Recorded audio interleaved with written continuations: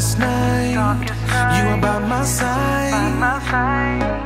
I'm never alone because I know I can always trust you.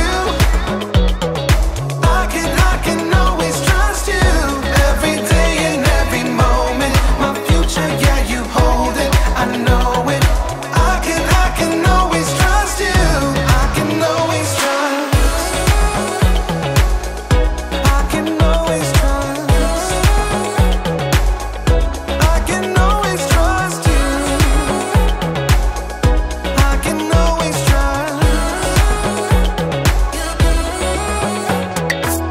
I've got a savior who will always walk me through whatever comes my way. 'Cause I put my hope and trust in the only one who's faithful every day. In the darkest night, you are by my side. I'm never alone because I know I can always trust you. I can always trust you. Every day and every moment, my future, yeah, you hold it. I know it. I can always trust you. I can always trust. I can always trust you. I can always trust you. Every day and every moment, my future, yeah, you hold it. I know it. I can always trust you. I can always trust. I can always trust. I can always trust you. I can always trust. I can always trust.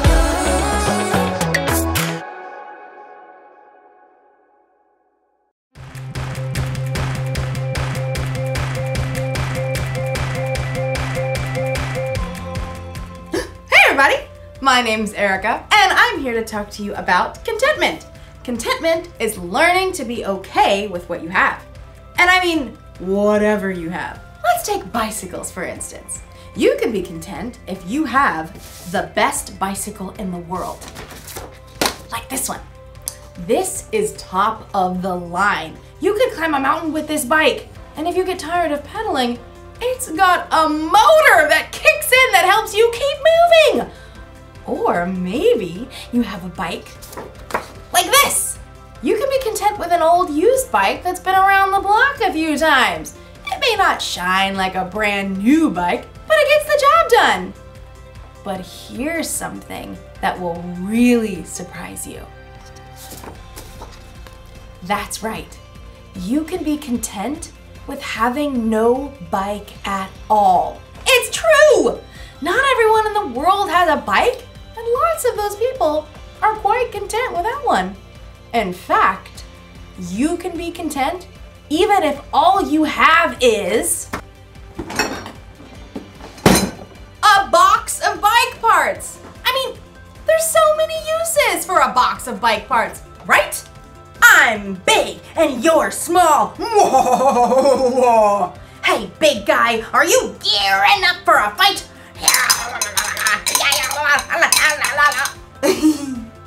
In today's story, we'll hear about the next step after contentment. I think you'll get a real kick out of this story. This is a kickstand. So many uses. Man, all right, I'll see you next time. The Bible. It's 66 books of history, stories, letters, and poetry that fit together to form God's one big story. The epic adventure of how He created us and loves us so much that He made a way to rescue us. As we travel through the Bible, from Genesis to Revelation, we discover people who met God and found their lives changed forever. Now, for an amazing story, inspired by the book of 2 Corinthians, chapter 8, verses 1 through 5. As Sarah entered the cafeteria, bagged lunch in hand, Grace waved her over. Hey, Sarah, we figured out the service project thing. Sarah slid into the seat beside Grace, across from Cassie and Rochelle. All three of them sported expensive salon haircuts and manicures. Sarah tried to smooth down her own frizzy hair. She was glad that St. Joseph's School requires uniforms, because at least her clothes looked like what everyone else was wearing. Oh, right. The project for social studies? Miss Moss had required that individual groups find a service project to do during the holiday season. I looked through Miss Moss's list. This one's perfect. Grace showed her tablet screen to Sarah. Helping a refugee family? That's a great idea. Yeah, we can just buy them stuff from this list and send it to their new home. Where is the... Sarah looked at the table again, trying to decipher the name on the page. Where is the KMB family living? Somewhere over on the east side, like Grove or some place with those rundown houses. Sarah swallowed hard. She lived on the east side when she'd moved in with her grandma. It was only because of a scholarship that she was able to attend St. Joseph's School. It says here the family needs 3 sets of sheets. Oh, I know! You've seen those ads for tufted owl sheets? They're supposed to be the best. Sarah's eyes widened. Aren't those sheets like $200? That's cool. My dad will give me the money. They need dishes. I'll order a full set from Macy's. My mom has a platinum card there. I'll get them a TV. Perfect way to learn English, right? Enter a credit card number and boom, service project done. The girls turned to Sarah, who avoided their eyes by staring at the list of needs on the tablet. Hey Sarah, what are you gonna send? They need winter coats. I saw these awesome tailored down jackets on sale for like $125. I don't know. I'll text you all later. That evening at dinner, Sarah barely touched her spaghetti. Grandma peered across the table, her eyes bright under her wiry white hair. Now, what's wrong, Sarah? Oh, it's this service project I have to do for school. We're supposed to help this refugee family that's moving into a house over on the Grove. The Kayembes. That sounds like a lovely idea. Yeah, but everyone else is ordering stuff for them. Expensive sheets and TVs and things. The only money I have right now is for bus fare. What am I gonna give? You don't have to have a lot to give a lot. You didn't answer my question. Grandma smiled and reached for the worn Bible that always sat on the kitchen table. No, but St. Paul will. Sarah knew that once Grandma got a scripture passage stuck in her mind, there was no stopping her from reading it. Okay, fine. I'm listening. Let's see. It's right here in 2 Corinthians. Paul was writing to a group of churches. We want you to know about the grace that God has given to the churches in Macedonia. They have suffered a great deal, but in their suffering, their joy was more than full. Even though they were very poor, they gave very freely. In fact, they gave even more than they could. Completely on their own, they begged us for the chance to share in serving the Lord's people in that way. But that's still talking about money. The churches gave money. Listen with your heart. They gave from what they had, and they did it with joy. Well, what I have is not money. But you've got other things. Okay, I'm good at baking. I know how to use the bus and get around. I have time, I guess. Grandma beamed and her face crinkled. All good things. Reluctantly, Sarah smiled back. Okay, I'll make a list. Next morning, Sarah's friends crowded around her locker. Hey, have you decided what you're gonna buy? Well, I thought maybe the Kayembe family needs more than just stuff. Like how? Maybe they need help. You know, like finding the library, figuring out the bus system. Yeah, I don't know anything about that. But I do. And I Googled and found a number for their caseworker. And she said we could help the Kayembes decorate their new home for Christmas. Oh, that's a really cool idea. I found this awesome video that shows how to make Christmas ornaments from salt dough that you shape and bake and paint. You all could come to my place and help. Sure, that'd be great.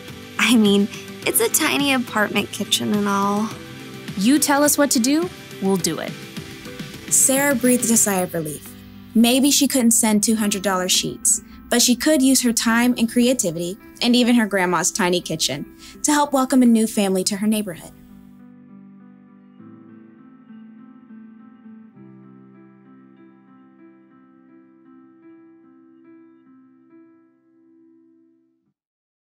The people in the Macedonian churches didn't have a lot, and yet somehow they were okay with that. They were content. And it was that contentment that made them want to share their time, talents, and resources with others.